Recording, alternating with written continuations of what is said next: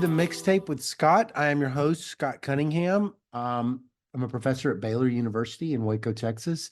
And this week, I have the honor of having Peter Boettke, the Distinguished University Professor of Economics at George Mason University and the Director of the F.A. Hayek Program for Advanced Study in Philosophy, Politics, and Economics at the Mercatus Center at George Mason University.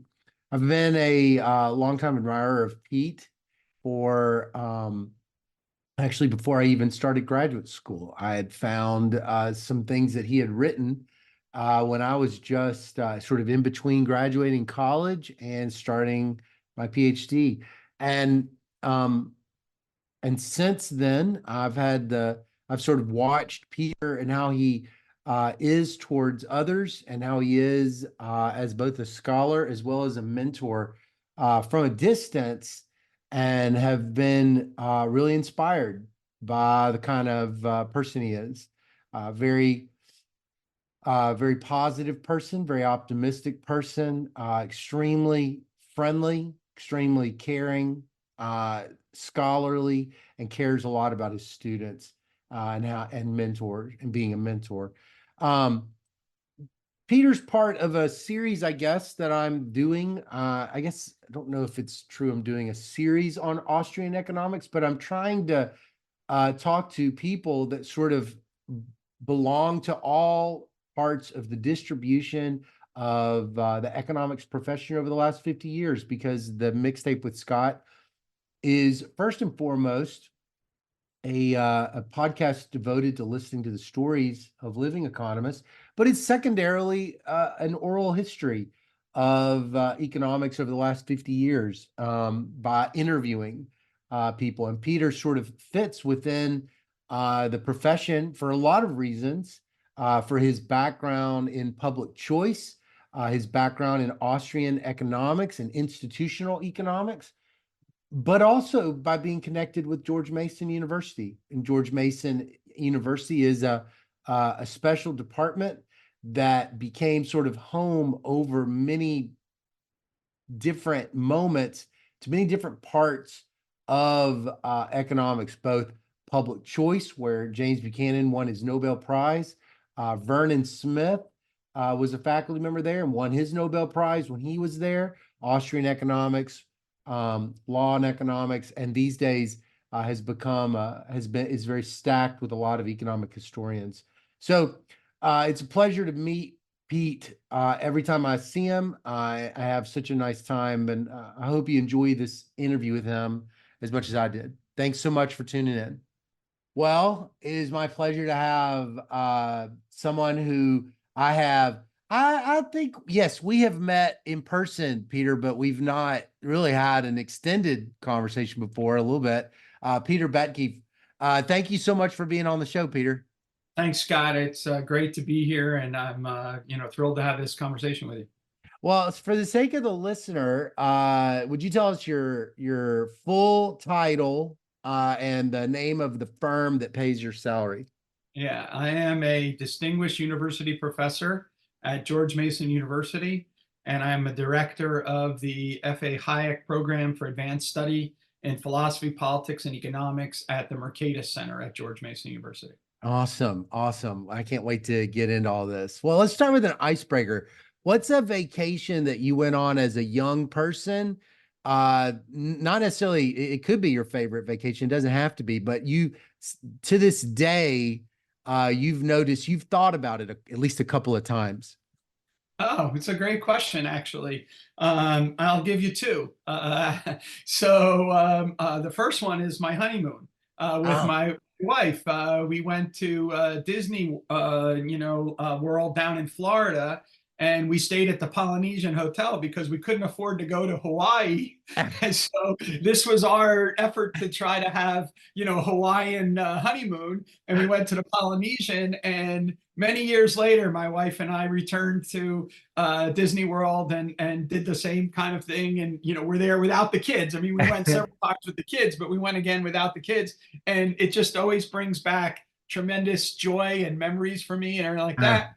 And similarly, I was, you can't tell by looking at me now, but I was a college athlete. I played basketball and tennis, and I ended Oh, up focusing primarily on tennis.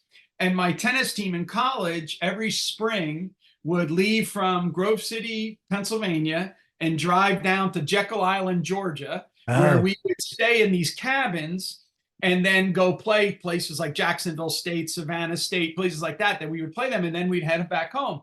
And I went there every spring, when I was in college. And, the nearest person to us was 80 years old. And it was like, our coach loved it that way because he could go play golf and we would have to have, so many workouts and then play our matches. And he loved it because he didn't have to worry about us going to bars or anything like that. And I hadn't been there for like ever.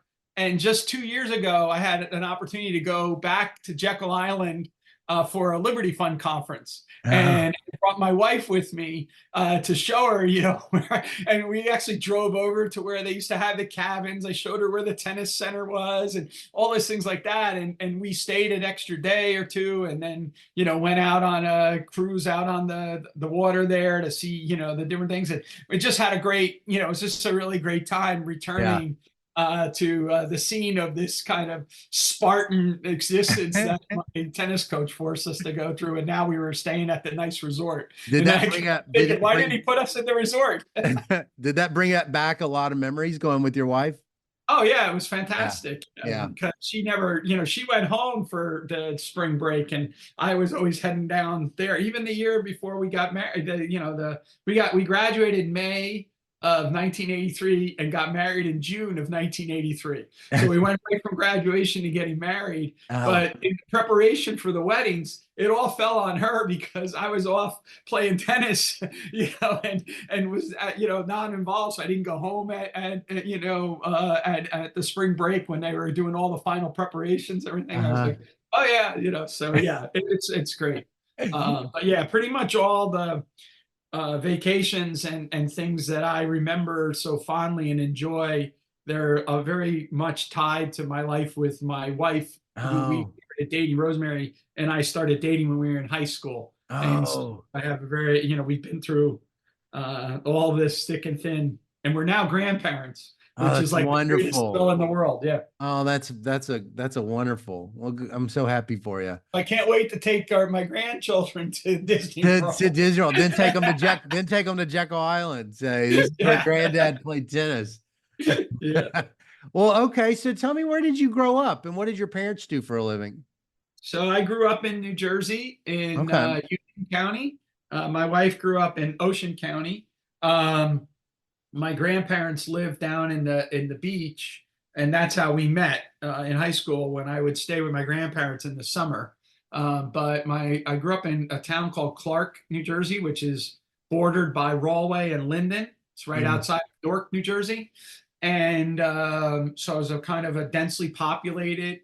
It was suburban, but today we would refer to it, kind of, at least when I did it, as a middle to lower middle class, working class kind of town. mm, Um, it had very strong ethnic neighborhoods in which they were divided. So, there was there was, in fact, like two Catholic churches that right around, which is one was for the Polish, people that went to the Catholic church on that side of the town. The other one was for the Irish Catholics that went on the other side of the town. We mhm, had, 4 elementary schools feed into 2 middle schools into 1 high school. And so mm, we all, did that. And yeah, I had an amazingly wonderful childhood because I had, parents that supportive and loved me. And I had 2 mm, siblings, my brother Fred, who unfortunately is no longer with us, but my sister Sue. And they just created a great environment, and I loved it. mm, I got inducted into my high school Hall of Fame a couple of years ago, and my sister lives in Portland now, but my wife and my brother and I went up there, and again, Rosemary and I hadn't been there since the late 1970s, I think probably maybe 1980 would certainly have been the last time I was there. And I drove and you'll get a kick out of this. When I was a kid, there was a hill down at the end of the road to my house, and we used to go sledding there in the winter, and we all called it Suicide Hill because we thought it was this huge hill. When we drove by it, when we went back, I found out it was like, the smallest little hill in the world. And like, so my memory of that was shocking. So yeah, I mean, I had a very idyllic Yeah. 1960s, 1970s childhood. Yeah. It sounds wonderful. It My sounds. mom, by the way, was a nurse, Uh-huh. and my dad was involved in construction, Oh, and so they their education was World War II, yeah. right? That's where they got educated, and so they put a big stress on all of us going to college. Mm, That was not what their path was, but yeah. they were dedicated to having their kids do that. And Mm, so I can't remember a time in my life where it wasn't stressed to me that I was expected to graduate high school and go to college. right. Though a large number of my classmates didn't, that was not the path they were on. Yeah. Um, Yeah. yeah. Yeah. Yeah. Did y'all ever go into the city when you were little? New Oh York City yeah. all the But time? for all the time.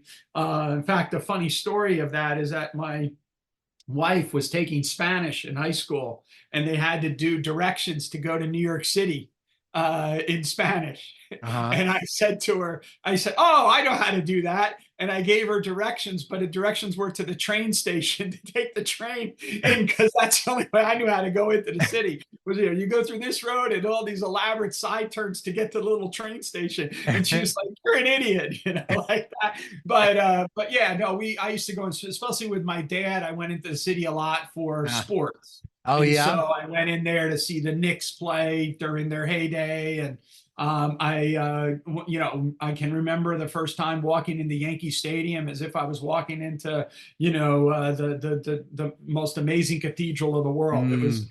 I was a You kid, and I walked into a professional baseball stadium. You see the way that they keep all that stuff and everything like that. It's mm. amazing. Did you pick that up from your dad? Was he very athletic also? Yes. Yeah. Yeah. And my whole family that was a kind of a thing that just was a big part of it. My dad was an outstanding athlete, Mm, and my brother and my sister all had. mm. I'm the youngest, and they all had great athletic careers. Yeah. Was tennis and basketball the modal So sports? Was it other stuff? yeah. So my dad was a great tennis player and high school basketball player. And Mm, given that you're at Baylor, let me tell you something. My dad, when he first joined the Army Air Corps, he uh-huh. was stationed in Waco, Texas. Oh yeah. What he did was he played basketball for 2 years at the beginning of the war for the United States Army Air Corps team, which Oh. traveled around to raise money for the war effort. And Oh. eventually my dad left and wanted to fly in Europe. And Uh-huh. so from 41 to 42, basically he was playing basketball. But in 42, he was then trained and then shipped over to Europe, Oh. and then was on the bombers, that went from England into Germany. And Mm. then his crew flew 29 missions, and then they were shot down on the 30th.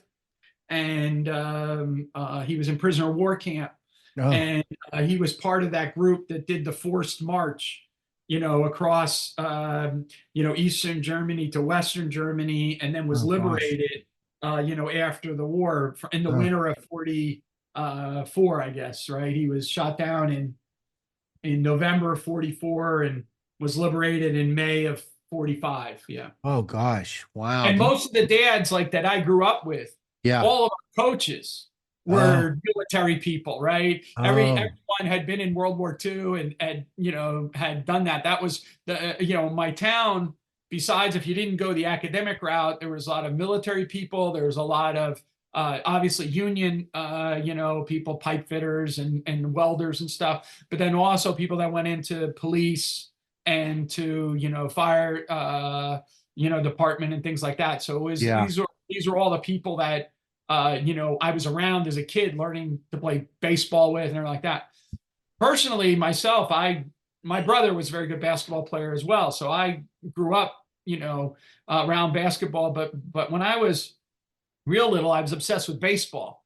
Mm, And you'll appreciate this. I was also somebody, which is unlike the other people around me, I was obsessed with statistics. uh-huh. And so I used to, Oh, they used to have a baseball almanac that they would sell at the, yeah. and so even when I was like 8, 9, 10 years old, I would study that thing and I would ask people questions like, did you know what, Babe Ruth hit in this year or whatever? And I knew all those stats. I was obsessed with them. And so Yeah. I was obsessed with baseball as a kid until 1972.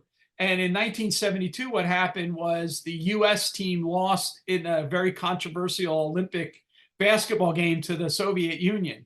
And Oh, I became obsessed with basketball after that. I kept playing baseball. I played baseball all the way through high school and into American Legion.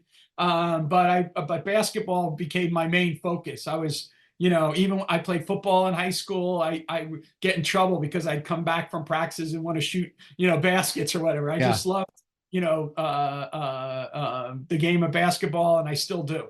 But the And so baseball, the I was so very excited to see your coach decide to stay, yeah, yeah, we were rather than too. head off to To Kentucky. So Kentucky, we were very excited. Yeah, he'd have been hard to replace. So, what kind of student when you were in high school, what kind of student, if I could have like eavesdropped on your teachers in the teachers lounge, what would I have yeah. heard them say about you? So I was not a very good student. I was because what my primary focus was on sports basically, and that's all I cared about. And all I knew was that I needed to get a C average to be able to compete. And Yeah. so, getting a C or a B average is all I cared about. And I knew I had to score a certain amount on SAT scores in Mm, order to qualify if I wanted to try to play at the next level or whatever. yeah.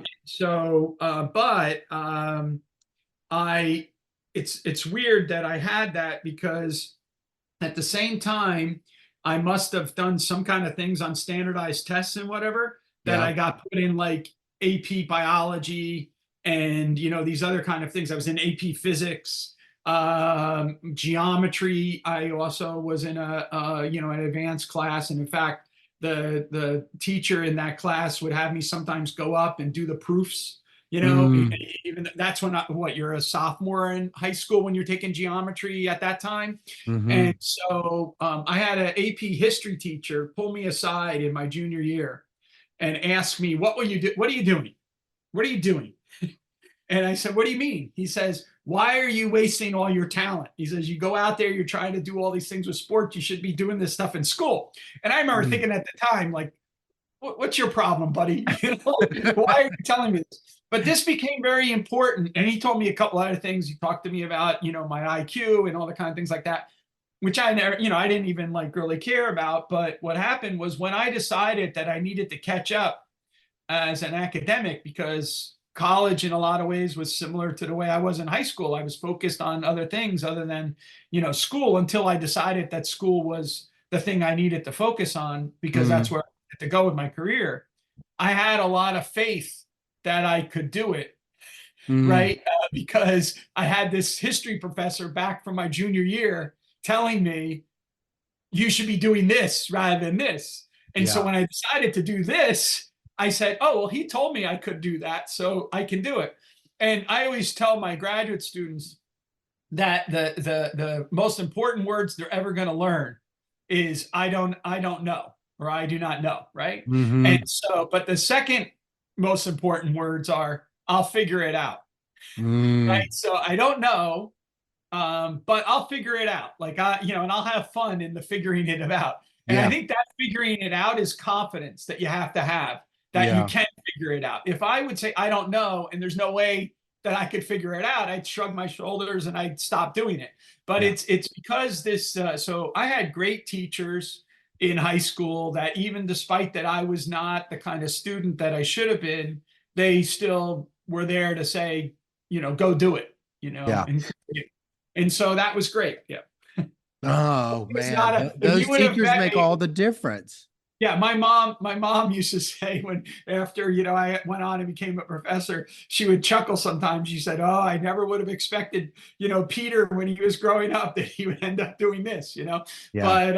But yeah, so it was just but again, even with my parents, they were amazingly encouraging.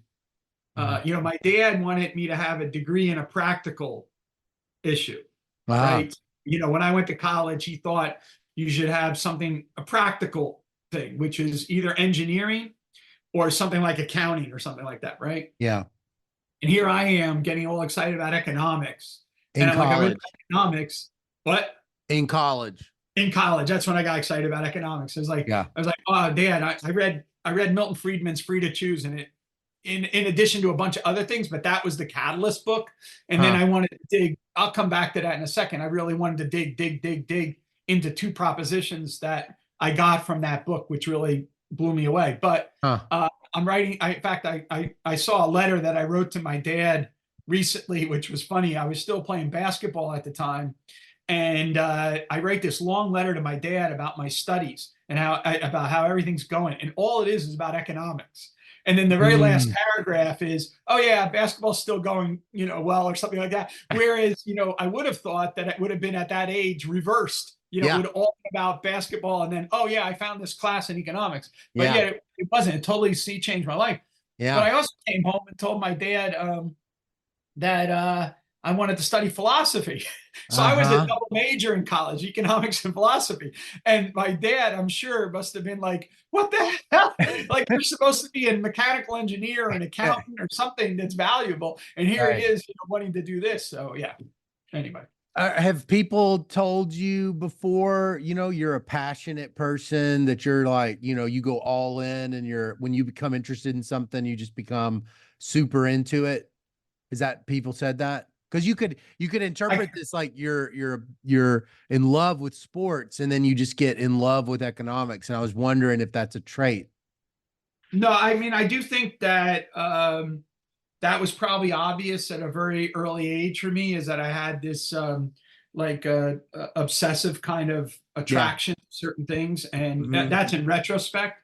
Um, I look, I was I played sports in the period before there was hyper specialization, right? Mm. So I played, but my passion was one sport. But all my coaches wanted us to be what we are today, hyper specialized. So I Right. remember when I was playing football, the football coach is like, making fun of me for wanting to play basketball, get better at basketball. And I remember he said at one time, he said, well, rather than playing football next year, why don't you run cross country? Like that was to like insult me, so that I would be more motivated to play football. But in fact, it made me less motivated because I really cared about playing, basketball. So, the coaches wanted us to be hyper specialized.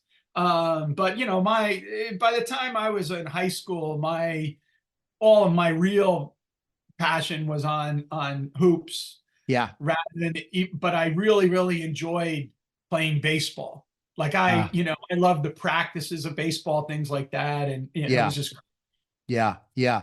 So you find where, so you're at Grove City College, and so is it how are you finding Milton Friedman's book? Is it you're in economics classes already, or is it you read the book and you were like, I want to go take economics classes? no. So at Grove City, every student had to take Hans Senholz. So Senholz was, they either had to hear lectures of him in this general hall, or they had to take his class as a part of requirement. So Senholz, the Grove City College was founded by the Pugh family, J. Howard Pugh, Sun Oil, Sunoco, and J. Howard Pugh grew to be a very big industrialist, right? Okay. And Senholz was a student of Ludwig von Mises, the first PhD Oh, student of Mises in the United States. at And he was NYU? teaching at NYU, and then he taught Oh, at Iona College. But there was this little foundation group called the Foundation for Economic Education. And yeah. J. Howard Pugh was involved with them. He was on their board. And Senholz used to give lectures at FEE. Mm, And so J. Howard Pugh saw him and said, I don't want you teaching at Iona. Why don't you come and be the department chairman at Grove City? and he taught at Mm, Grove City for 30 years. mm. And so he was able to construct how the major was done and all these things like that. Mm. But he also had it that you had to, just to get your general degree, you sat in on an economics class. So I had to take an economics class. I was not interested in economics. I had no desire to be in economics. But the summer before I went to Grove City, I worked for a short bit digging pools. I did And that too. part of the digging pools, this pool construction company, was that it was in the midst of the gas lines. Okay. Oh, And so I experienced the gas lines in a very visceral way, in a way that I wouldn't have had I not, especially since I was the youngest guy in the crew, and they sometimes siphon gas, and they would make me do the siphoning, and I just hated it. And so I go to college, and I'm sitting in the back row, not paying attention. I'm there to do something else other than be in this class. yeah. But Sentinel starts explaining why it is we have the gas shortages in the United Mm. States. And all of a sudden, I'm like peeking up and looking at the guy, and I'm like, okay, like that. And so that's the fall of 1979, That's why y'all were siphoning the gas? and the summer of 1979. But the fall is Ah, we've taken Sentinels. And I'm sitting there in the fall of 1979, and all of a sudden someone explains to me why it is I just had the stuff happen to me that I did in the summer, right? And so I was like, oh, I got to pay attention to what this guy's telling me. yeah. And if you look at that timing of that date, it's 1979. That's right when 1979, 1980, that's when Free to Choose is published. That's when Milton Friedman's on PBS, and so the whole 9 yards of watching that. So I'm reading other market-oriented works from Senholz, but Free to Choose was the book that came out. I read it, and I was blown away by the two chapters next to one another, which is The Power of the Market and The Tyranny of Controls. I have Mm, to say the other chapter that Friedman in that book that really excited me at the time, and still does, is Who Will Protect the Consumer, where Friedman mm, runs a horse race between, say, government regulation or the self-enforcement of the market. So that mm, relates to the increasing power of the market, because not only can the market allocate resources, it can actually serve as this self-governing mechanism against mm, the things that everyone's telling you goes wrong in the world, right? mm, And then on the other hand, you have the tyranny of controls, which is that government controls can't fix the problem.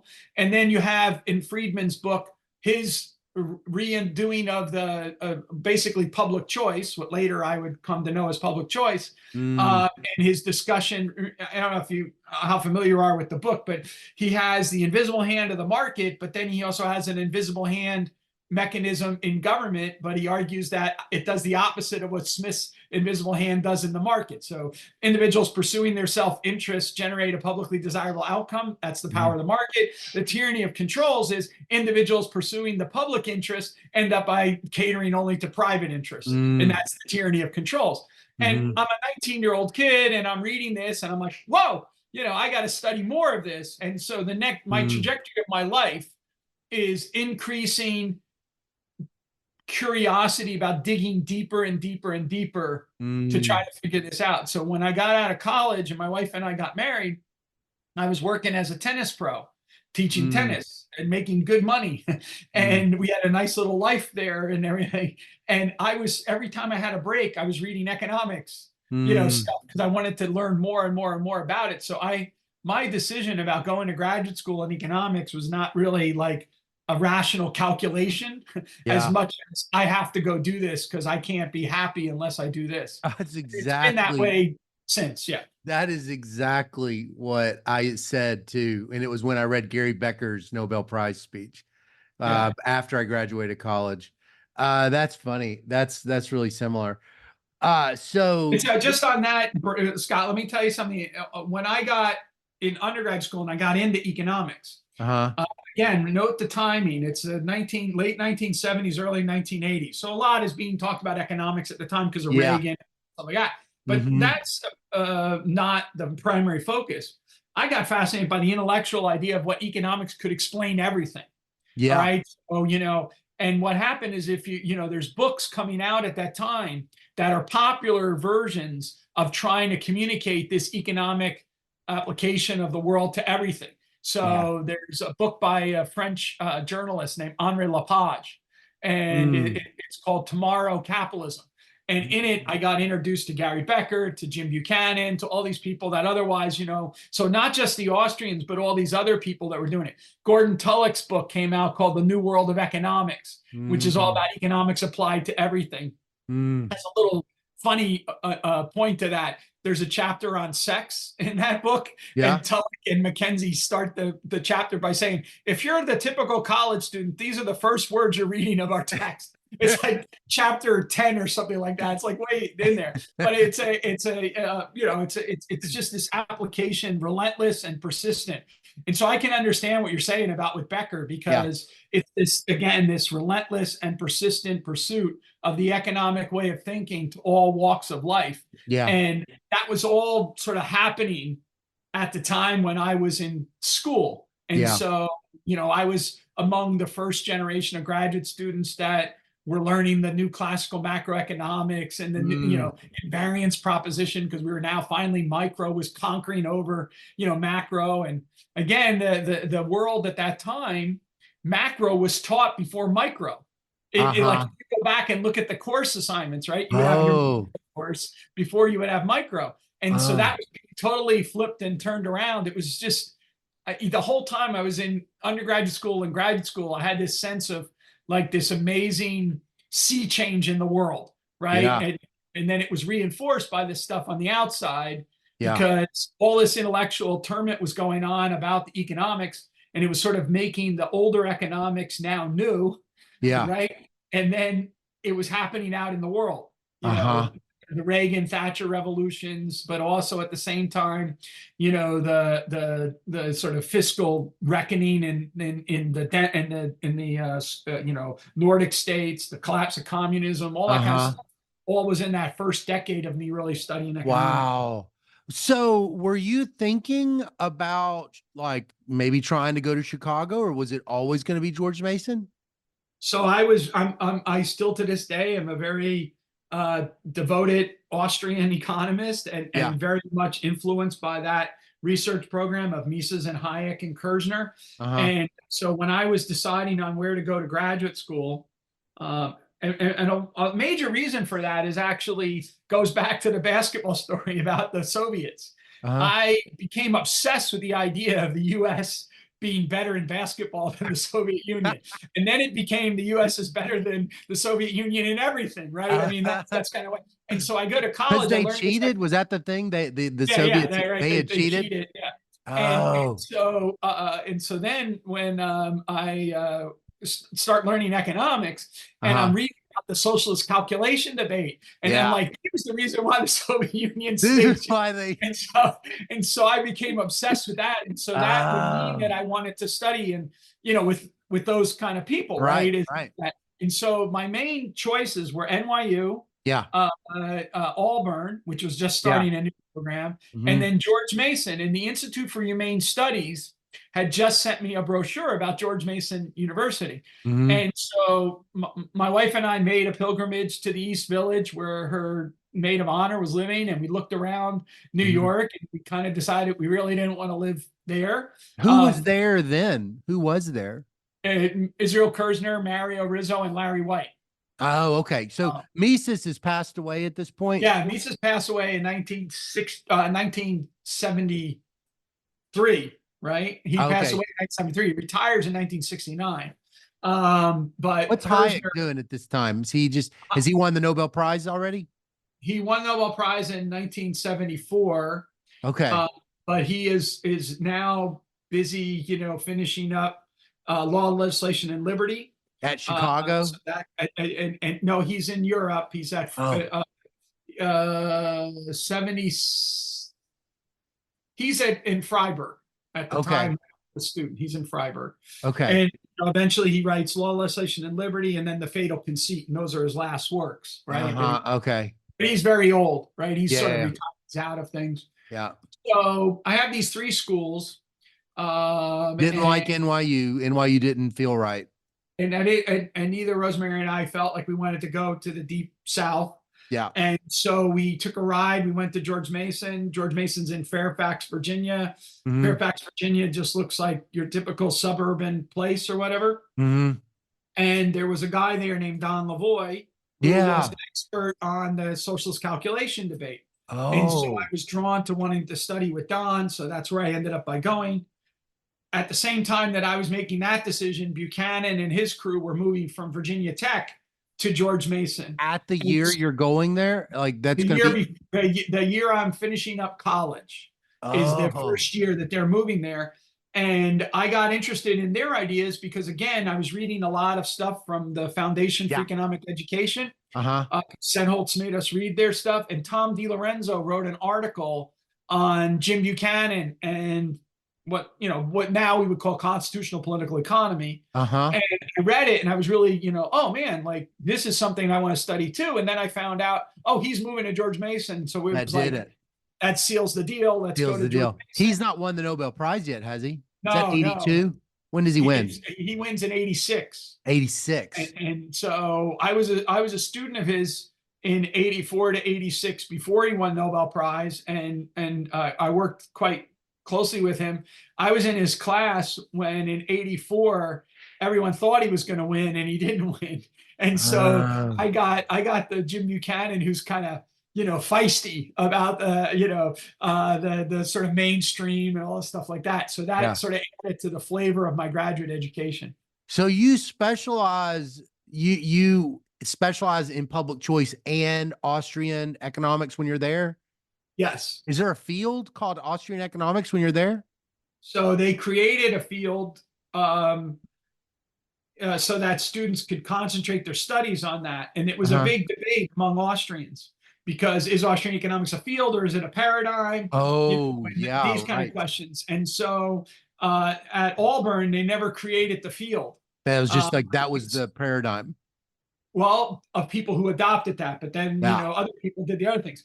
But you could say a similar thing about public choice, that public choice it is a field, but it's also a paradigm because you Yeah. can apply it to IO. You don't have to just apply it to, voting markets Was and that stuff. more common back in the 80s for there to be some fluidity with as far as like is it going to be neoclassical or like schools of thought? Was that more common? I haven't really felt like I've heard that in a long time. So I think that schools of thought are a function of what is not being emphasized at the Mm, moment. So think about it this way, sort of ideas that you and I both would find very interesting and exciting. Like Armin Alchian didn't have to invent the idea of property rights economics. It's yeah. one of the oldest ideas in all of intellectual history. It goes all the way back to Aristotle's Critique of Plato and Mm, the difference between collective ownership and private ownership. But Alchian had to rediscover property rights economics because in the Samuelsonian synthesis, the institutional bedrock of exchange relations got dismissed. It was treated as given. And when it's treated as given, it can be forgotten because it mm, gets so pushed back into the background. It doesn't. So what Alchian had to do was come up with the property rights school in order to do what, right? To challenge that, forgetting of the importance of property contract and consent and I think a similar thing with Austrian economics. So, in many ways, a simple way to think about Austrian economics is that it's a branch of neoclassical economics that was one of the founders of the subjective theory of value being widely adopted in economics and the marginalist revolution. yeah. And what the Austrians stressed in that marginalist revolution, the choice on the margin, is that the individuals are making these decisions based on their subjective evaluations. That sounds just like any other neoclassical economist, right? Yeah. But sometimes, the Austrians thought that the neoclassical economists, let's say in equilibrium states, when you concentrate on equilibrium states, what happens in those equilibrium states? The subjective dovetails with the objective, right? So this is, again, like think of Marshall, right? So you have the subjective demand curve, but the Yeah. objective, supply Cost curve. curve. Yeah. And Yeah. so in equilibrium, what's going to happen? The subjective and the objective meet. And so therefore I can just focus on the objective. And the Austrians are like, no, because you have to explain the exchange process, which brings Mm, about the equilibrium outcome. And so the mhm. Austrian school rises up precisely because the neoclassical school is putting into the background things that the Austrians want to put in the foreground. Yeah. And so it's a battle not so much between whether or not you think that there's universal laws of economics or that the way that you get at that is through the marginalist principles or whatever.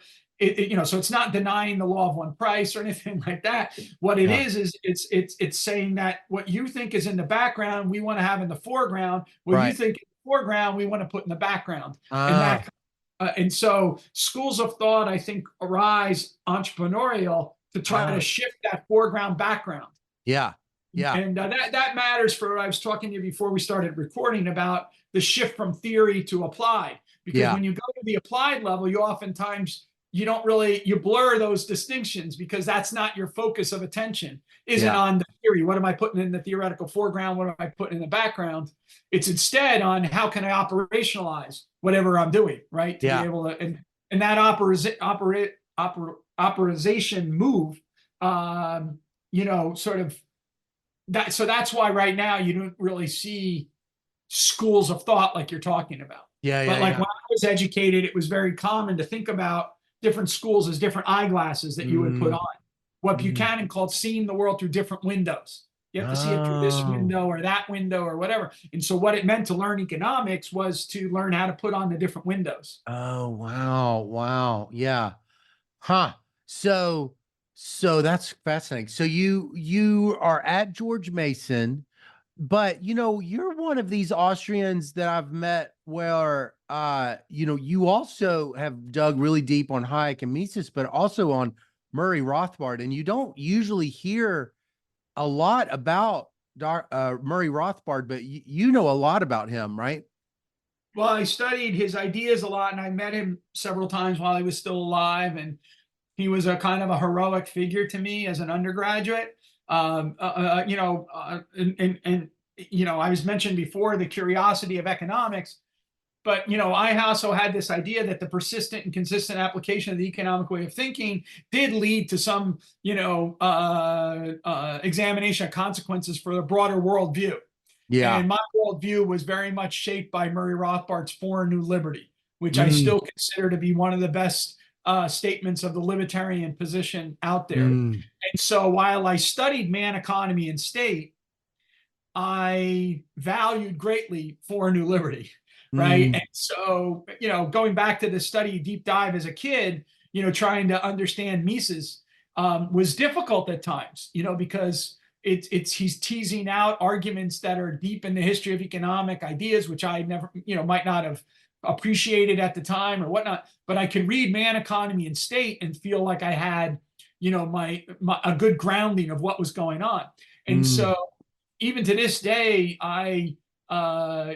Chris Coyne and I, how like when your kids come into Baylor, they have to do a math camp. Yeah. Yeah, so our kids do a math camp, but the kids that come to also want to study, with us, we make them go through like a seminar where we go through man, economy, and state with them. Oh, So, really? so yeah, so they get the nuts and bolts of things. Yeah. Since that time, I would argue that I think Rothbard wasn't always right on everything or whatever, but I still think he's a very inspiring person that you can learn a lot from. And so if you look at his works, I think it's very valuable. He was an amazingly charming man. Hmm. When you met him, you called him Murray within 5 minutes. And that wasn't true of any other economist I had ever met up to that point. And Hmm. so he and all the bad things that go with that too. Like he liked to gossip. He Ah, liked, he liked to tell stories about people and things like that. It was a very chatty kind of way that you interacted with him, but he did that right from the beginning. He was very lovable man in that regard, and was very kind to young people coming up, even if wow. he was sarcastic at times. So Wow. my friend Dave Perchico and I were just enamored to meet him. And he invited us to then stay and have dinner, with him. And we sat with him, had dinner, and we talked till way into the night with him and everything like that. He was a guy who stayed up very late at night and then slept during the day. So, we stayed up very late with him, hung out with him, talked to him. And at one point he said, he goes, he had this funny way of talking, sort of like the Penguin and the Batman things. But he goes to Dave and I, he goes, it used to be I could never find a young Misesian. But now I guess I have to beat him off with a stick. He was talking about us, I think. And so, but he was someone who before I went to graduate school was very, very valuable to me in shaping the way I thought about the world. Oh, yeah. Wow. But then when I was in graduate school, um, I was taking Buchanan and Lavoie and Karen Vaughan and Victor Vanberg, all these different people, Bob Tullison. I co-authored a paper with Bob Tullison in my first year of graduate school on tariffs and voluntary restraints. Mm. An empirical paper with him, and I sort of was learning economics. I had this great math econ teacher, micro general equilibrium teacher named Michael Alexiev, who after at Mason, he spent his career at University of Indiana. Mm. And he was fantastic. I learned a ton from him. I mentioned DiLorenzo already. And then you'll appreciate this. Kevin Greer was my Yeah. econometrics teacher. And Oh. Kevin Greer is probably the single best teacher I had technically. And that was Mm. because the way I would do it is it was a subject that I didn't really care that much about. Mhm. And he was so good that he made you want to learn the material. And I Yeah. think that's probably defined Kevin's career throughout. He's just a very, very, very good at what he does. Yeah. I'm very fortunate I had him. And so, yeah, so I was there from 84 to 88. Mm. And Buchanan won in 86. And so it was a very magical time for all of us. I bet. I bet.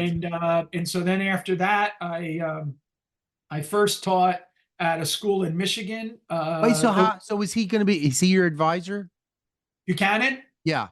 No, but Lavoie was my advisor. Lavoie. But Buchanan would have been on my committee for sure. And I when he interacted a wins lot. the Nobel Prize, he kind of is But like, then he goes away from the university. So Victor Vanberg ends up by being on my committee. He was a close associate of Buchanan's at the time. well, so what you're doing this work on the Soviet Union, right? It's kind of the political economy of the Soviet Union. Yeah. So, what's your approach that you're taking? Is it like a public choice kind of? I mean, what are you doing on that dissertation?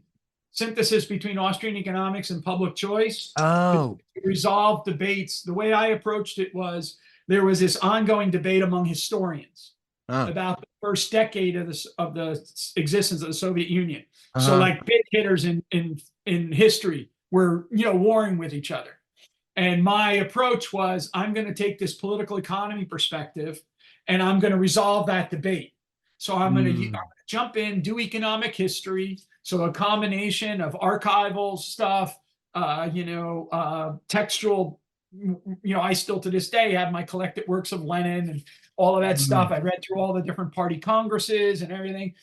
And I also did this sort of economic history of that. And then I sort of explained how those facts best are explained by this synthesis between the Austrian association with the problem of economic calculation, but then also the political idea of basically concentrating benefits and dispersing costs in the extreme form in politics. And so it was examining that. I tried to explain the devolution of the Soviet system from the high aspirations of the original Marxian dream to the reality of the Stalinist, controlled totalitarian system. And so in this regard, totalitarianism is a unintended, undesirable consequence of a dream aspiration which confronts a refractory reality, right? So you have this dream aspiration which can't be achieved, but then the outcome of that, the autopsy of that failure is the totalitarian system that emerges. And so that's sort of the way that I make the argument work in the first book. Yeah. And the series of articles that are associated with that. I was very fortunate that I early on in my career, Alec Nove, who was the top economic historian of the Soviet Union at the time, read a paper of mine and decided to comment and get in a back and forth with me about that paper, which was which was great because now I'm wrestling with the top person in the field, in my field, going back and forth. And it was on nuances rather than dismissal of the entire thing, right? So I was very fortunate because, he could have found a way to take this young kid and like destroy him because he was a superstar and everything, and he was the standard textbook of everyone. Mm. And and he decided to do very well. And then when my second book came out, he actually wrote a really great review of it.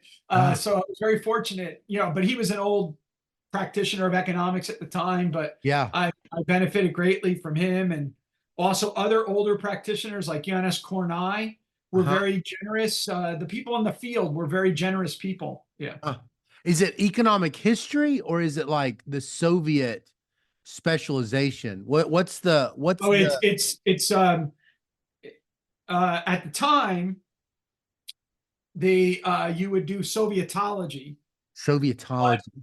but there were historians in political science, in and history, and in economics. Uh-huh. And so kind of articles that like, or the kind of stuff that Alec Nove would do is stuff that would be in the Journal of Economic History, but Uh-huh. then his books and stuff. And a lot of it, of course, was examining alternative ways to do growth rates and Mm. that kind of stuff. But what was the economic consequences of collectivization? These kind of Mm. questions, right? On agricultural yields, on industrial output, and so they would, again, G. Warren Nutter, had his book with NBER on the extent of industrial development in the Soviet Union, right? And Yeah. so these things were all being debated, and there was this opportunity in that field of Sovietology to be an economist and be an economic historian that was both a qualitative and quantitative economic historian. Mm. And so my work fell in that category. I was primarily a qualitative economic historian, narrative, Mm. but I also used basically a lot of data as descriptive data. Yeah.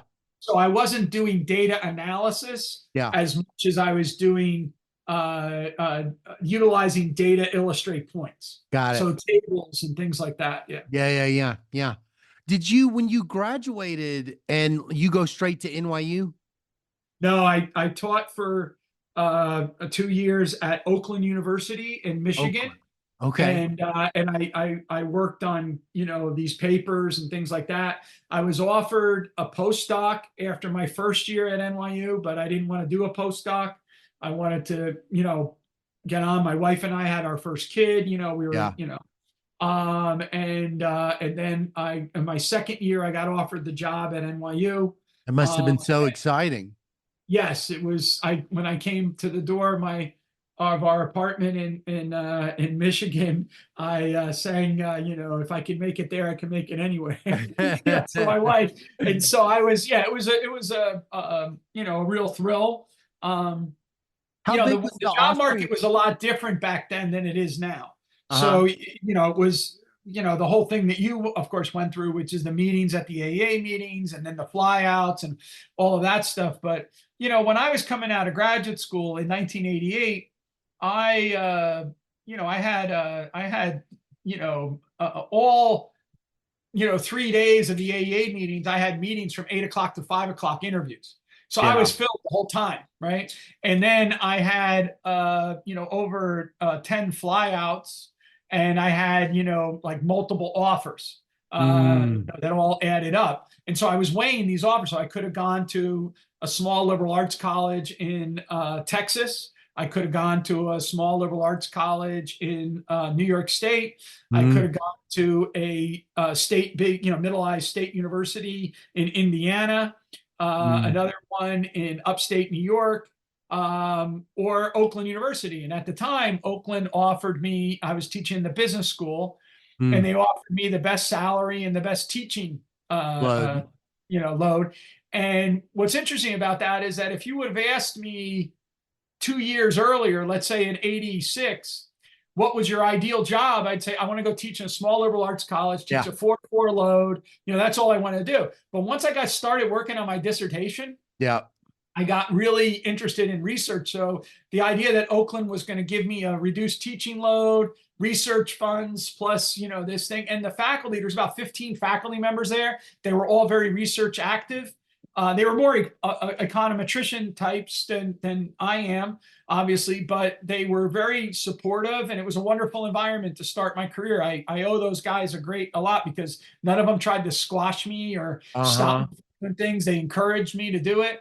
And then I had the opportunity to go to NYU, and that was like a dream come true. Yeah. I bet. I bet. I mean, so when you go there, who are you looking to as like a potential mentor? Or are you thinking that way? Are your Oh yeah, sure. mentors So somewhere else? obviously Israel Kirzner and Mario Rizzo are Yeah. faculty members there. I Uh-huh. replaced Larry White. Ah, Basically, Larry White moved on. He went to University of Georgia, yeah. um, and I was, basically the replacement of Larry at NYU. Hmm. But I also, I should point this out that there was two other economists on the faculty that I had been aware of their work and was very interested in learning from them. Mm. One of them was the department chairman that hired me. His name is Andy Schotter. And Andy Schotter had written a book basically developing a game theoretic approach to studying institutions. Mm. And I had read that as a graduate student. Mm. Uh, and so I mentioned when I was an undergraduate, there was all this economic, universal application of economic logic, sort of Beckerian program was all Mm. like while I was in the 70s and early 80s. In Yeah. the mid 80s, there was also all this interesting work being done on institutions, which Ah. had also been pushed to the background. Mm. And so now You there's like all this. Doug North and Coast and stuff like that? Right. So now, but they're the old guys. Now you have these young guys. Mm. So it's like a kid today looking at Asimoglu. To me, those Mm. people, like who were those people that were doing it that were the up and coming stars? And Yeah. Andy Schotter was one of them. Oh, And he's he there. wrote He's your about chair. basic what He's your department chair. he was the department chair at NYU. So I was thrilled, that to join a department that had Israel and Mario, who were my main thing, but also someone like Andy Schotter. Yeah. And so I wanted to learn like what Schotter was up to. He was also doing experimental economics, which was Ah. also kind of new and exciting to a lot of people at the time. What And year for is this, someone like Peter? What year is I'm this? I go to NYU in 1990, but Oh, when I was in graduate school, it's 84 to 88, and I'm learning about these people as the new thinking on yeah. institutions in Okay. like 85, 86, 87. All that stuff is in the air.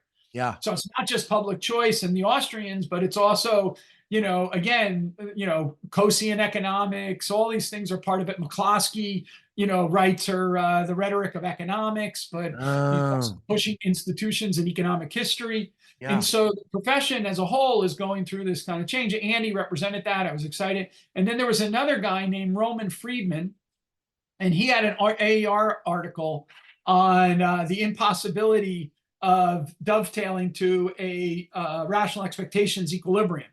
And the Ah, argument in that paper was that we don't Bayesian update around a one true model of the world. We Bayesian update to what he called our theory consistent expectations. So a Keynesian will see the world and adapt the world to the Keynesian theory, and a monetarist will see the world and adapt it to that. And so what we get is basically, Bayesian updating, but one that's very not smooth and easy. It's actually kind of jagged, and you can have all kinds of things in that. huh. And so the fact that Roman was there and Andy were there meant that as an Austrian, I could also try to, reach out to these other people and try to learn from them to talk to the profession. Yeah. So, by this time, my whole thing is, which is very Buchanan oriented, which is that you have to steer this course between the arrogance of the eccentric and the comfort of the conformity. So you don't just do what everyone is doing, right? Just because that's what they do. But at the same time, you don't regale yourself in like, oh, I don't have to do what anyone else is doing because I'm so eccentric, right? Yeah. So Buchanan's whole point is what he called dare to be different. You had to Mm. dare to be different, but engage with the profession. So Mm. I'm trying as best as I can, failing all the time, to talk to mainstream economists and try to raise my hand in the economics profession to try to get across these points that I think they're underemphasizing about Mm. Austrian economics, about public choice, about institutions, all of that Mm. stuff. And that's what's going on at the time. It's hard now for young people to realize that there was a time when formal theory actually said that their goal was to make the theory institutionally antiseptic, right? That was, if you read Francis Bacon, right, that's his goal. My goal is to derive a theory that's institutionally antiseptic, and trying to get institutions to come back in. Just Oh. like you mentioned, North, Post, Buchanan, Alchin, Demsetz, all of these people, what made them different was that the profession at the time that they were making their contributions had put everything that they wanted to say as a contribution into the background. With Kerzner and Baumol, it was entrepreneurship.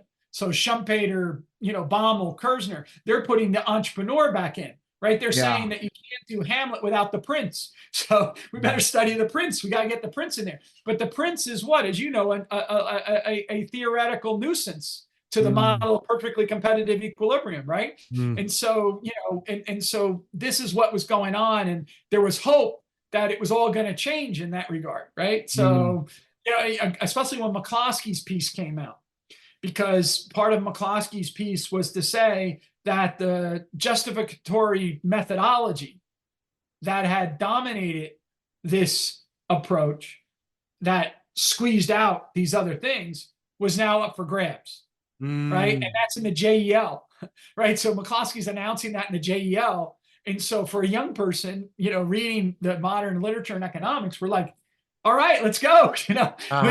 We can do this. And then on top of that, that's 85. And then on top of that, my professor wins a Nobel Prize. And it's like, all right, let's go. Like, we're ready to go. And so, you can't deny me, kind of thing. And so that's a different kind of attitude than I know you mentioned. You talked to, Peter and George. It's kind of a little different. They came from different perspectives. Wait, so is there a little bit of some disappointment in the way this story goes? Because it sounds like you're saying I started off excited and it doesn't quite go the way I wanted. No, I mean, I might be, one of my sort of mentors outside of academics is a man named Richard Cornell. He was very important to me in my life. And one of the things he always used to say to me is, he says, nothing is sadder than a young pessimist than an old optimist. And that was a Mark Twain quote. And so I still am very optimistic. I wake up every day excited to try to make economics more, acceptable, my position of economics more acceptable to more and more people. I try to work with, the mainstream people that have, sort of adopted some of these ideas. So if you look at like the book, The Narrow Corridor by Acemoglu and Johnson, you'll see that, I'm thanked in the beginning for the comment. Oh, wow. I'm reading Barry Weingas' manuscript right now on Adam Smith. I am friendly with Tim Besley, all these people that do political economy kind of thing, right? Yeah. And so I try to be engaged with all of them. Am I disappointed? Yeah, I'm disappointed because I would have thought that like our ideas would have been even more dominant. But at the same time, so on my own grounds, I have failed. And going back to my sports thing, when you fail, what you do is you look in the mirror. You don't blame external circumstances. And so that's the way you get self-improvement. So all I can do is try to be better than what I was the last time. Right. And so I remain optimistic. I remain hopeful. I've had some really outstanding students that have done amazing work and have had wider reach than even me. Pete Leeson, was my PhD student. David Scarbeck was my PhD student. David's a now full professor at Brown. Pete, we brought back to George Mason. I'm working right now with a young economist who I think is extremely talented young economist named Rosalino Candela. He was at Brown for a year and then he came back to Mason and I work with him. He's an outstanding microeconomist and property rights economist. Chris Boyne is another one who I think is just, creating a whole field on defense and peace economics that he's working in that space.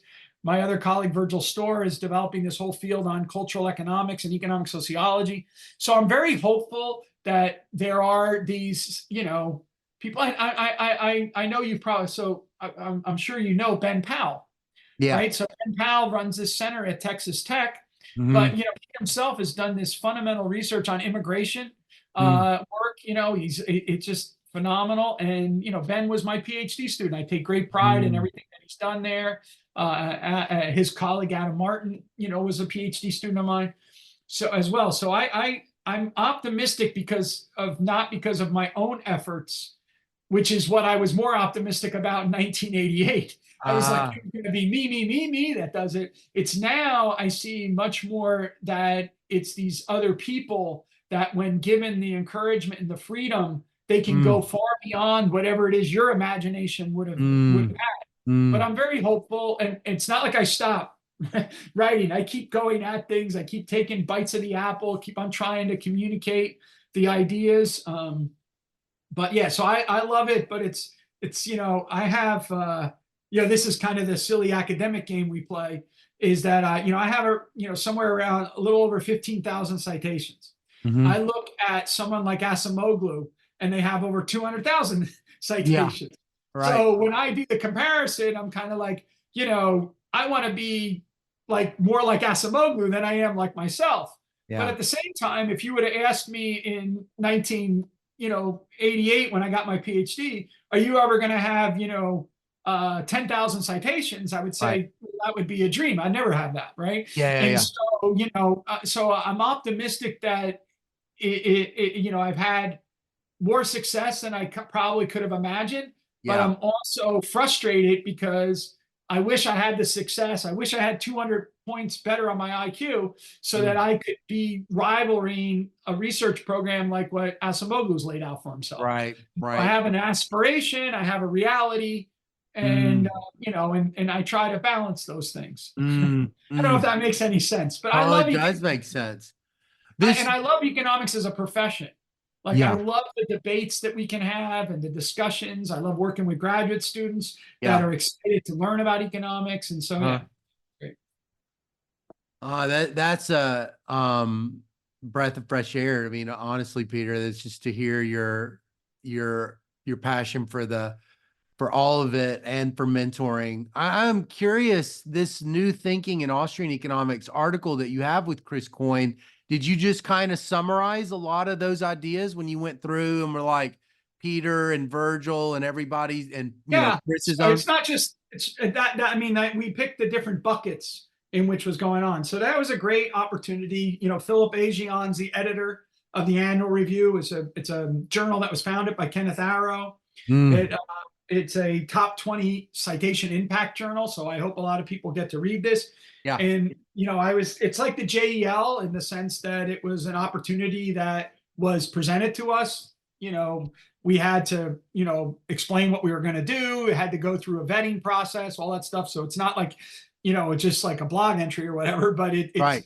it was requested that we take a stab at doing this. Yeah. We did. We chose to focus on ideas in Austrian economics from 2000 forward, because a lot of times when Mm, people think they say Austrian economics, they think you're going to just write a history of thought piece on Menger or Mises or Hayek or something like that. yeah. And we wanted to focus on the younger people that are doing work that is related to other work in the economics profession. Yeah. And so we chose to do these buckets, and those buckets are different areas of specialty. Yeah. Monetary economics, basically, price theoretic economics, institutional economics, and, law and economics and these kind of things. And then we sort of looked at the different literatures as they've added up, draw not only publications that are within the Austrian journals themselves, though we have a lot of those there so people can see what's going on in the Review of Austrian Economics or the Quarterly Journal of Austrian Economics or this annual that comes out called Advances in Austrian Economics, Mm, but also to see where things are ending up in the JPE or the EJ or the APSR. Because people work at this intersection within Austrian economics of economics, political economy, and social philosophy. And so mm, there's different pockets. And so we were all like, people that were tackling, real world problems. So like Leeson, to give an example of Pete Leeson's work, there's been all this work on self-regulation, like Lisa Bernstein talking about the diamond market, in New York City, or Barack Richmond's book on the diamond merchants. Or I have this book on my shelf here called, We the Miners, which is about how you got governance institutions without a state among the Mm, miners in California during the 19th century, right? Well, yeah. this is the kind of work that Leeson does. He examines and he studies how it is that you can, it's trivial in some sense to get self-regulation in a world of homogeneous agents with Yeah. small numbers with very low discount rates. Okay. So one of the things that Leeson tries to do to stress self-regulation is to push on those assumptions. So Mm, rather than small groups, let's look at large group numbers. yeah. Rather than homogeneous agents, let's look at heterogeneous agents. Rather Yeah. than those with low discount rates, how about high discount rates? So I'm going to look at pirates, right? Mm, And so what Leeson does is by doing that, he then wants to study what are the mechanisms that actually serve the same purpose that a pure reputational mechanism would work in small groups, homogeneous, and with low discount rates, right? mm, And so Leeson is right in the middle of that literature with Abner Greif, all those kind of studies of the evolution of institutions in the late medieval period and all that stuff. And as you know, he specializes on picking kind of strange topics and then explaining the functional significance of each of those yeah. institutions. So that he took that research program, which I had developed in very nascent terms in studying the Soviet black market, Mm, because you can't have regulation due to the state in the black market, right? So you have to have these extra, legal mechanisms that somehow come up to work, kinship, all kinds of things like that, right? yeah. But like Leeson and Ed Stringham and other people and David Skarbek, they've taken that research program and pushed it in directions I never would have imagined. So this goes Mm, back to why I'm optimistic, is because you can start with something and then people build on it and make it something that's far beyond what you yourself ever could have imagined, doing. yeah. I Yeah. just gave a talk to one of my former students' class the other day. He teaches at Wabash College, and he did his dissertation on the economics of prohibition, but Mm, focusing again on the governance structures that arose up, not necessarily the nature of the good, right? That people have studied that. You get per Newton potency go up. I mean, this is all right up your original work that you did on mm-hmm. prohibitive activities, right? But Nick is working on that, but it's more on the governance side. Uh-huh. So if I was to do my Soviet black market stuff and do a co-authored paper with a young Scott Cunningham, it would Uh-huh. be basically what were the governance structures of the relationships with the prostitutes and Yeah. all of that stuff, because they can't go to the cops and say, Right. hey, this guy did this to me. Right. How is it that they rely on that? And sometimes it's ugly and sometimes it's actually peaceful, right? And Yeah. so you gotta look at all those things. So we talk about that kind of work. We talk about a lot of money. Larry and George really did amazing work in that industrial organization and entrepreneurship. Peter Klein, has Yeah. been in that. And so that's all kind of discussed in this is various different ideas in the hope that the modal economists that would look at the annual review of economics will like look at it and say, some of this stuff is interesting. Let me dig into it a little bit. Yeah. And then they have a faith, which is if they dig, then they'll find worthwhile. See, so Yeah. that's the issue for the eternal optimism. I keep Uh-huh. on thinking the reason why my ideas haven't had the traction that I would hope they would have is because I haven't been successful enough at getting people to want to dig into it. Because once I believe they dig into it, then they'll be, of course, Right, right, right, they'll get right. excited like I get excited, Yeah. right? Yeah. Yeah. That might be the flawed assumption in the model there, but that's how it works. Yeah. Well, Peter, the one of the things I've always noticed about you, and you've heard me say this, is I don't think there is a lot of people in the profession I've seen that has taken the job of being a mentor to PhD students as seriously as you. I know you're humble, so you probably aren't super comfortable with me saying that, but I'm just kind of curious, what is your philosophy or what is your sense of duty, or however you would say it, towards your students or towards the students at George Mason? Because I've really been moved by watching how much you fight for them and care about them. I really appreciate you telling me that. I am modeling behavior of the people who were my mentors and professors, like Jim Buchanan, Don Lavoie. um, I got to know Don. Don was an assistant professor when I came here to study with him, Mm, and I got to know him very closely as a friend. He basically adopted me into his family, both my wife and I. His wife Mary is who held the baby shower for my first son when yeah. when we were pregnant with him. When Don unfortunately passed away at a young age, Mm, I was the one who gave the eulogy for him. Mary asked me to do that. Um, but so I worked really closely with Don, and he was an unrelenting mentor in the way he tried to teach me how to write better, how mm, to read better, and then also how to be a teacher of impact. And he was just great. And I think if you talk to any of the students who studied with Don and did their dissertations with him, they would have that reaction as well. mm, But I also think Jim Buchanan is extremely important in this regard. I had Buchanan and Tulloch. Okay.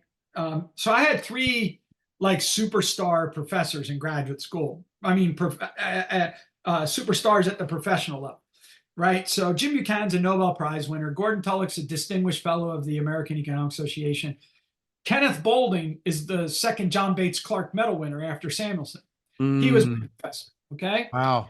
So the issue with Boulding and Tulloch, who were just amazing, is that it didn't appear that you could ever be them, because Mm, it's just like as if somehow they came up with ideas because like a bolt of lightning hit them, and then they were like, here's my insight into the world. And we used to mm. kid around with about Tulloch because he'd say like he was like a guy throwing darts at a donkey.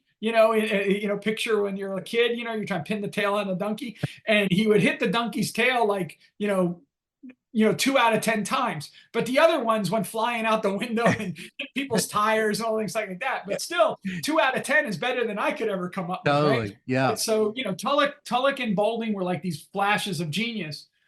Buchanan's great strength was to try to convince you that he was just an ordinary Joe who just worked hard. Now, Uh, obviously, he had a mental engine that was just churning, right? yeah. But he was all about get up and be at the office at 6 o'clock, don't leave till 6 p.m. You'll outcompete everyone. It was all a very big work ethic kind of person. Yeah. But one of the things that he really cared about was mentoring young students to become professional economists, which Mm, is so at odds with other people of that kind of rank. So he never, just to give you a sense of him, he never ended his class without asking a question. Never mm, once. He always ended up giving us a question to think about. mm. Tulloch never ended the class without a declaration. All right. So he would always tell you, this is the way it is. Boom. Buchanan Mm, was, I want you to think about this because I can't figure it out on my own. I need your input to this conversation. So yeah. I love Buchanan's classes, even though but a lot of my classmates didn't like them because, they wanted to have the definitive answer. And Buchanan, Oh, and I'm always reminded of a great Richard Feynman line where he says that never fear asking a question that can't be answered, but always fear an answer that can't be questioned. And so I uh, think that's the scientific attitude. And it was in Buchanan that I learned that. And I'll give you one example because it's a good one for young public finance economists to think about.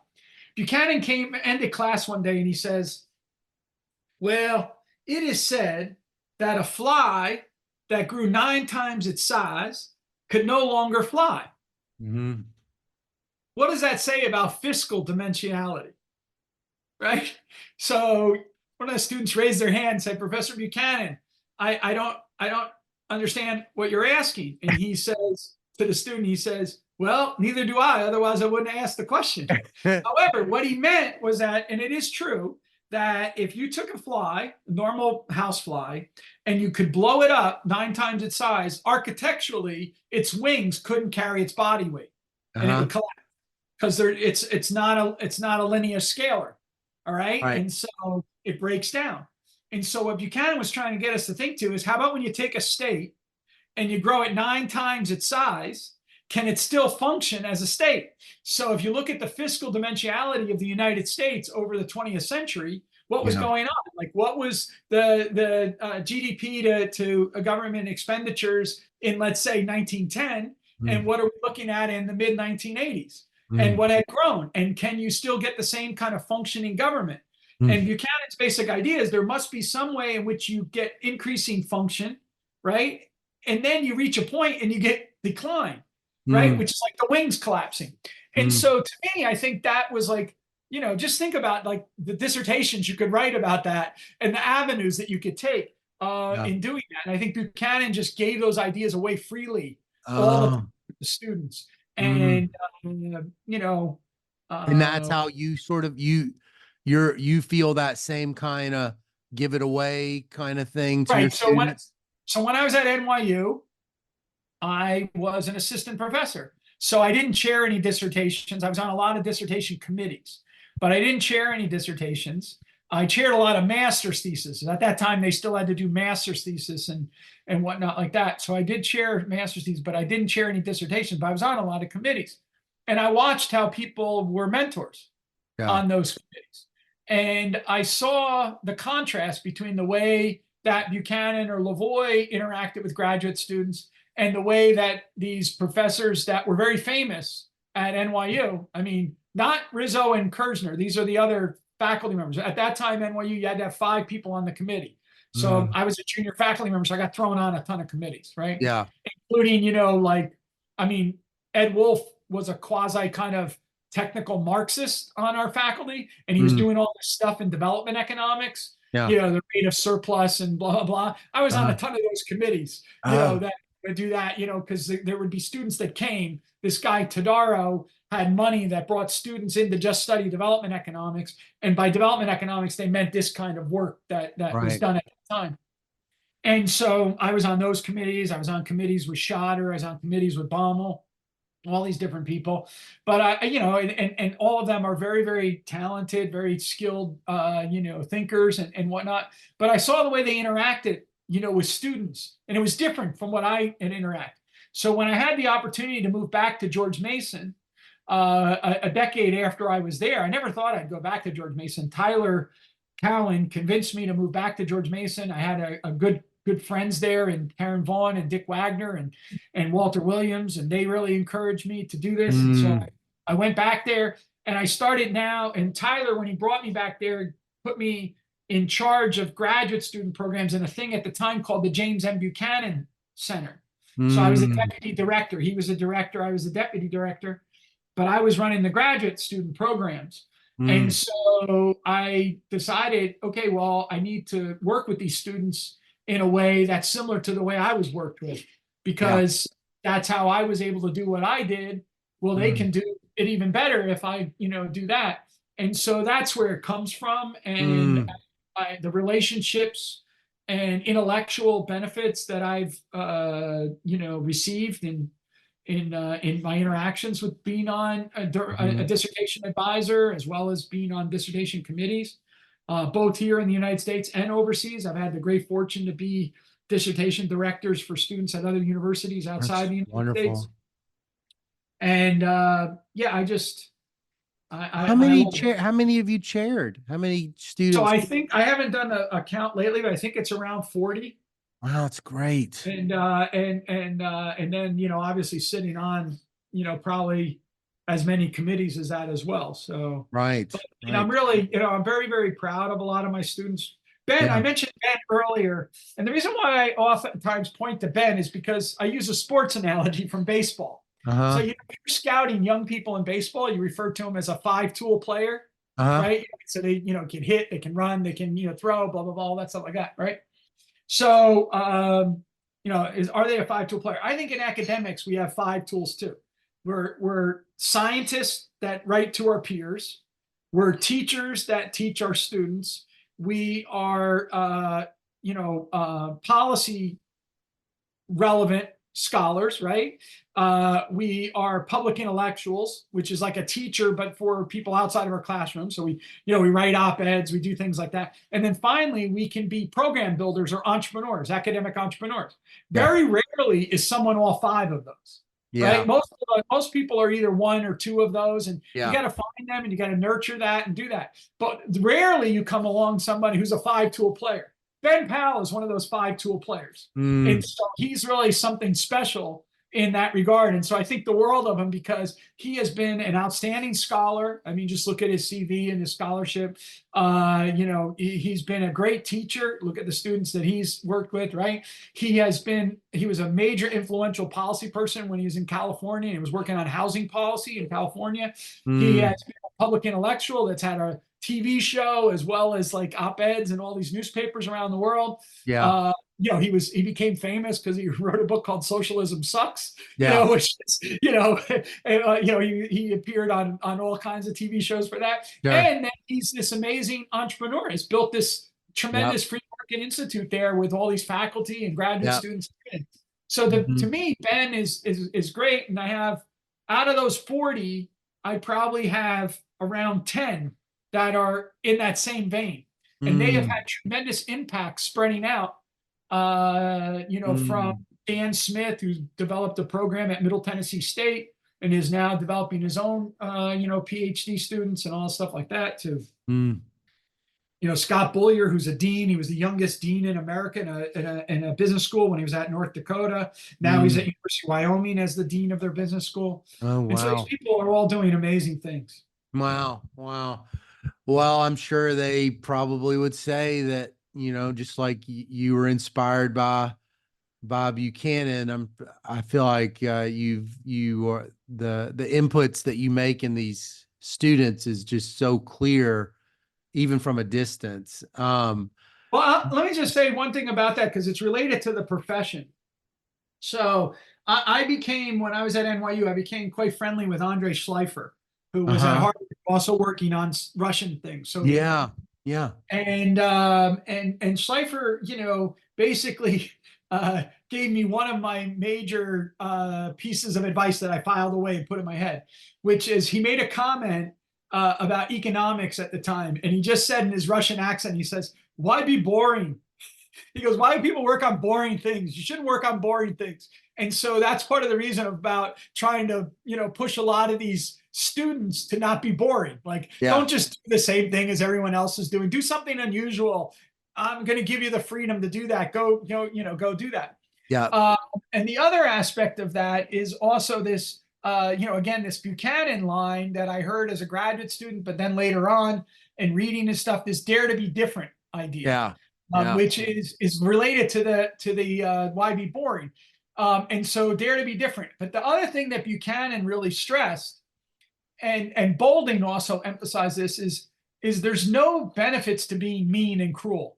Yeah. And our profession, as you know, has a reputation for being mean and cruel. Yeah. Our seminar cultures and everything else, right, are all related to that. Mm-hmm. And I understand the importance, because remember, going back to the sports analogy, I understand the peacocks wanting to spread their feathers sometimes, and that's our seminar culture in a lot of ways.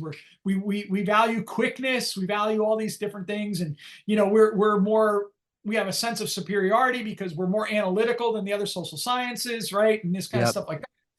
And I get it, I get that, and it's an interesting game. It's a challenging game to play, right? Mm-hmm. But at the same time, there really is no reason to be gratuitously a jerk to people. Yep. And so to me, I've always thought of individuals as, I want to live in a society where people, treat me with dignity and respect. And so if I want that for myself, I better give that to other people and see them and support and encourage them on the same margins that they would support and encourage me. That doesn't mean I don't tell people when they're wrong or I think they're wrong. Right. It's that there's always a way to do that, which isn't like, I'm going to smash you to smithereens. I mean, I've seen in that seminar culture, like I'm sure you have seen as well, I've seen instances where, grown people are reduced to almost tears. By the behavior of their peers that are just unrelenting and beating them into the ground. And I Mhm. don't, I don't really know why that is valuable at any point. Mhm. Yeah, And I view that across the ideological divide, right? absolutely. So It's everywhere. so Yeah. it's not like just because I want, people on my side of the fence to No, be treated totally. nicer. No, I I think know it. everyone should be treated nicer. And Yeah. and I, so I value that, and I've tried to live by that. Yeah. I'm not sure that I have always succeeded in doing Sure. that. That's like all of us have our issues, but Yeah. that's it's and I don't think that is not something that is hard to do. Right. It's just something to commit yourself to doing Yeah. rather than allowing yourself to fall into the camps. And I think it's more important for us today as teachers and as exemplars to Mhm. our students, especially our undergraduates, to behave that way Mhm. precisely because the world is so divisive. Yeah. And we have to show people that you can have rational discourse on very hot button topics Mm. without it devolving into divisiveness. Yeah. That you can just literally rational people can agree to disagree about fundamental issues Yeah. while holding on to their position. So I'm not arguing that you're positionless. You can still hold on to your position, but you don't have to be a jerk about it. Let me give you an example.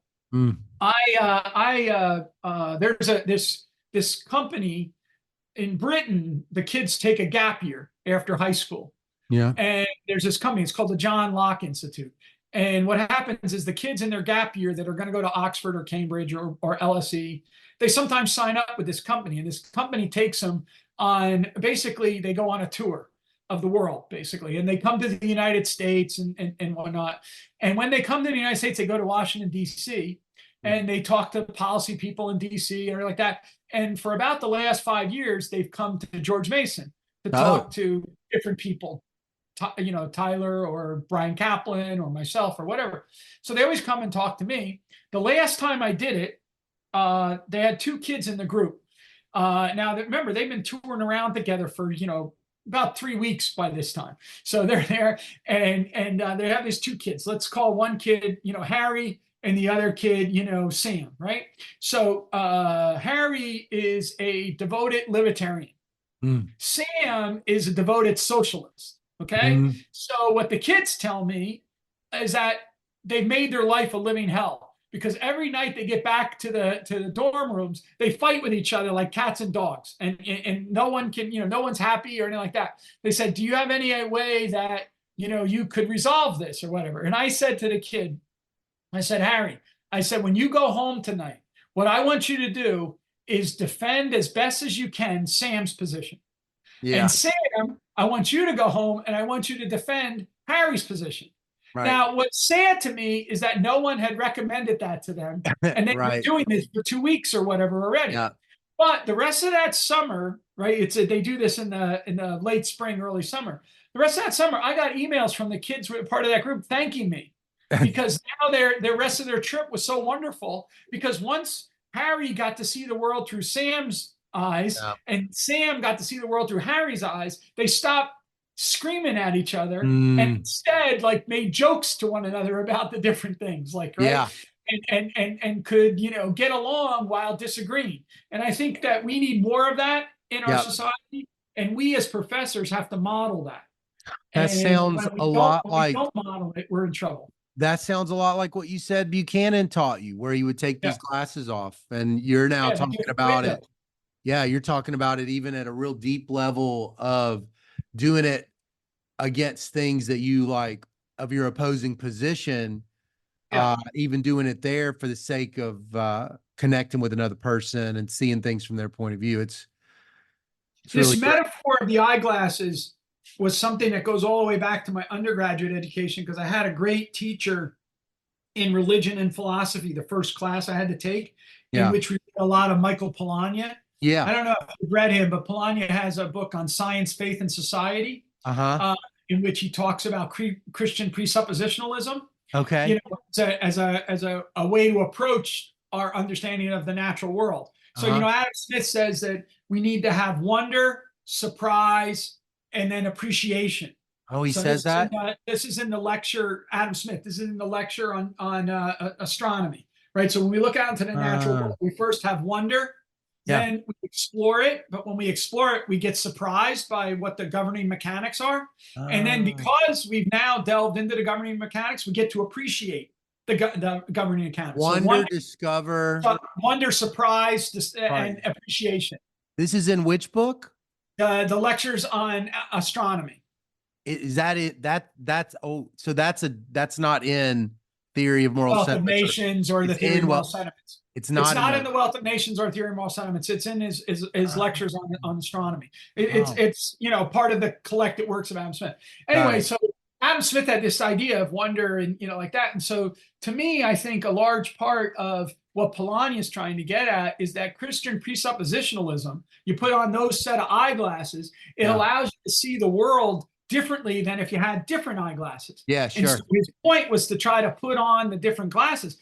Michael Polanyi was the head of the Department of Physical Chemistry at the Kaiser Wilhelm Institute when Einstein was the head of theoretical physics in the Kaiser Mm, Wilhelm Institute. And so we're mm, not talking about some guy who was just a philosopher. We're talking about a guy who was deeply scientific, deeply mm. involved, yet nevertheless, he was able to, explore these things. And I think that, anyway, I'm babbling a little bit, but that idea of seeing through the different set of eyeglasses, that Mm-hmm. metaphor has been with me since I was, 19 years old. And I think it's a Mm, very powerful one. And what it does in economics is it says you need to learn how to put on those eyeglasses, which means that you need to take seriously and study all of these different positions yeah. of economists so that you can and that's why I like history of economic thought, is Yeah. because the history of those different positions.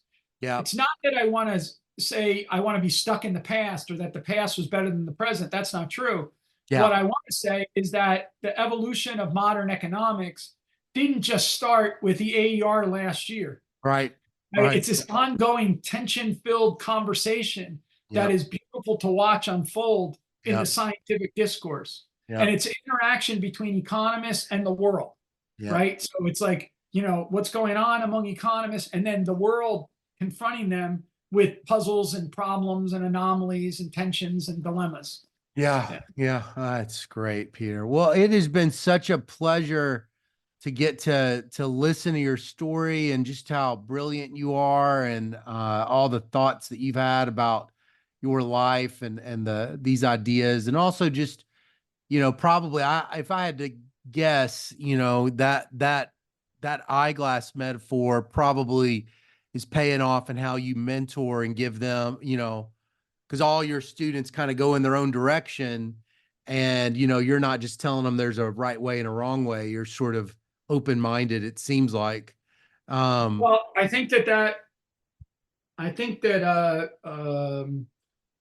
this goes back to coaching, right? Yeah. Is and look at someone like Scott Drew right there. Basketball is a team game played by individuals. Mm, So just think about that. That's an interesting kind of concept, right? It's a team game but played by individuals. And what a coach has to do is give each of those players the scope for their creativity and their freedom to take them where they want, but yeah. creativity within the discipline of the team, Yeah. right? So it's that kind of idea. That's how you end up, Scott Drew's team that won the national championship was an amazing team to watch. This Mm, year, Connecticut's team was an amazing team to watch because you had NBA level athletes, but playing like a team, both yeah. on the offensive end and the defensive end, the way they moved in unison with one another, the way they would set screens and move in the ball and all this stuff like that. It's just beautiful to watch. Mm, And to me, but what's amazing about it is it's still the case that, when Newton, who won the most valuable player this year, he had to make a play. He had that freedom and creativity to go make a play. Right. right. If you go back and remember your Baylor team, you had the one kid who could really shoot really well, the tall white kid, and then you Yeah. also had these the great guards or whatever that could just make plays when they needed to make plays, but they Uh, also were in the whole concept of the team. And so to me, this is the analogy for us in academics is we train these kids, we teach them how to reason and think like an economist. We don't tell them what to think. We tell them, how to think about tough issues, How do I go and do it? You know, it's like when I deal with transition issues, I always start out by saying simple economics is not simple-minded. You know, we have to first start with, we're going to have incentive compatible policy changes. That's one. Second, no magical thinking, right? We can't have magical thinking. Two, you have to have incentive compatible implementation strategies, right? So the political actors that are involved can't like sacrifice their political life to get the institutional changes. Otherwise, they're never going to do it. And so there has to be this rare mix where you have incentive compatibilities at both the implementation stage and the carrying out stage, right? Of the idea. But within that, now go think creatively about how you're going to do that. I just said everything and nothing by saying that incentive story, right? All right. I gave you some kind of, you know, framework within which you can't have magical thinking, but then the creativity and resourcefulness and innovativeness of thinking about how it is you would solve those problems, that all falls on the person to have that ability to go. And I think this is the key thing to why it is they've gone in all these different directions that you've seen. But yet there's something coherent. There's a family resemblance, but they're not identical. Yeah. You've been their coach. You've been a good coach, you know, the kind of coach you're talking about. Well, it's been such a nice time to talk and get to know you a little bit better. And I hope that we can cross paths and get to hang out even again. You're due to come back for another seminar at Mason. Yeah. So let's that's right. I'm coming this fall. That's right. All right, good. Well, we'll hang out when I see you. Yeah. All right. Okay. Bye, Peter. Thank you very much, Scott.